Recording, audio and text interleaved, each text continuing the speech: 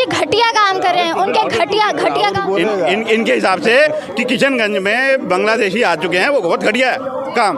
तो घटिया काम तो हुआ ना फिर, इसका मतलब अब क्या जवाब? साल पहले आकर के बसा हुआ है लालू कट्टे। मोदी को कुछ नहीं दिख रहा, मोदी को कुछ नहीं दिख रहा 20 साल से। जरा बोलने तो दिए बस सर, 20 साल से पहले से बसा हुआ, 30 साल हो गया बसे हुए।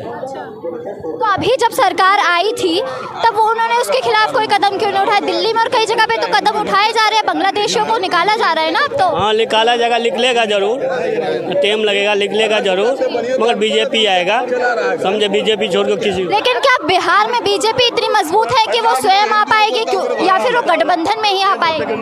जितना सीट पे बीजेपी लड़ेगा, एक कुत्ता को भी खड़ा कर देगा वो जीत जाएगा।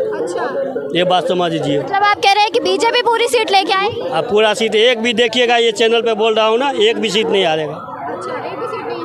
और राहुल बाबू हार जाएगा, एक भी 2 सीट ये नहीं हारेगा।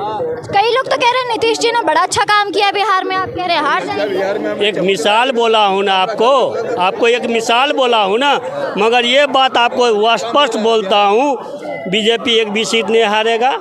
अच्छा, नीतीश काम अच्छा किया है, नीतीश बाबू अच्छा किया है काम, ऐसे बात नहीं है। हम लोग का रोड, सड़क, पानी, बिजली 24 घंटा आता है, झूठ क्यों बोलूँगा, सब कुछ का व्यवस्था अच्छा है, समझिए, भुखमरी नहीं है, शांत है। क्या शिक्षा, रोजगार सब कुछ सही है, सब कुछ सही है मैडम जी, हो रहा है सर, सही है, सब हो रहा है।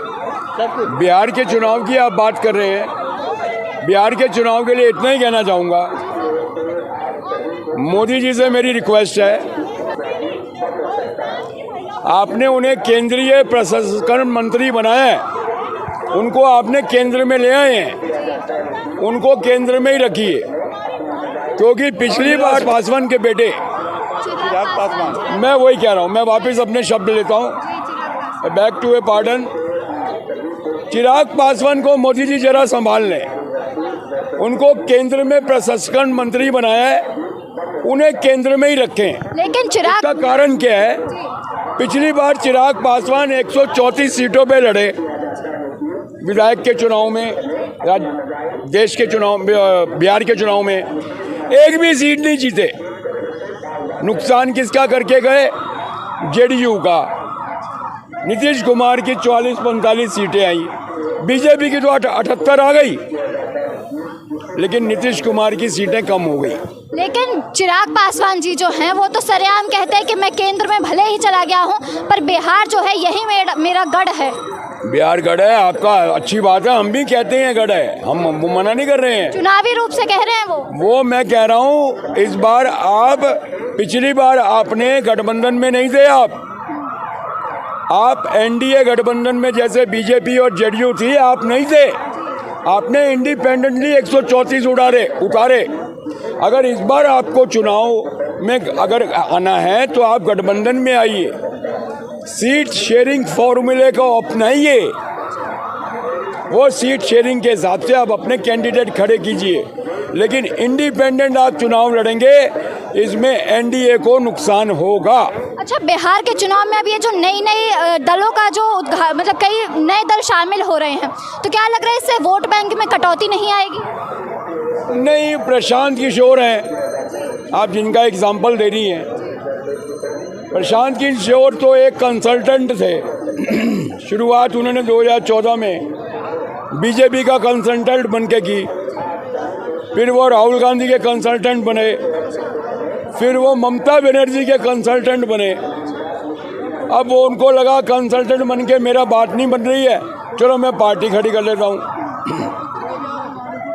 प्रशांत किशोर कभी ये नहीं बताएंगे, 1985 के चुनाव में यही बीजेपी थी जिसकी 2 सीटें थी, सिर्फ 2 सीटें लोकसभा के चुनाव में, और आज बीजेपी कहाँ है? उस समय प्रशांत किशोर का कोई अता पता नहीं था। अब राहुल गांधी जी हैं, जी क्या लगा दिया, राहुल भी हैं। नेता के आगे जी लगाने से दिक्कत हो? अरे जी पार्ले के साथ लगता है।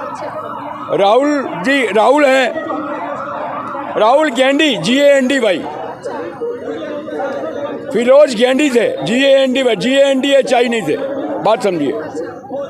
तो राहुल कन्हैया कुमार को बेचारे को थाली की बैंगन की तरह कभी दिल्ली में लड़ो मनोज तिवारी के सामने मुंह की खाया था कन्हैया, पहले वहाँ पे बेगूसराय में गिरिराज किशोर से मुंह की खा गया, अब राहुल गांधी कन्हैया को वापस बिहार में ले आया। मैं कह रहा हूँ कुछ नहीं होने वाला, जीत तो एनडीए की एकदम गारंटी है, वही आएगी। अगर एनडीए ही आएगी तो उसका नेता कौन होगा, मुख्यमंत्री कौन? कुमार के नेतृत्व में ही बीजेपी सैक्रिफाइस सवाल किया है। एनडीए गठबंधन में नीतीश है और बीजेपी कभी सैक्रिफाइस करने से नहीं डरती है। उदाहरण महाराष्ट्र है, एक कद्दावर नेता देवेंद्र फडणवीस, वो अशोक शिंदे के नीचे डिप्टी सीएम रहे, अब जाके दोबारा चुनाव हुए, बीजेपी को प्रचंड बहुमत मिला, तो वही देवेंद्र फडणवीस मुख्यमंत्री हैं और डिप्टी सीएम अशोक शिंदे हैं।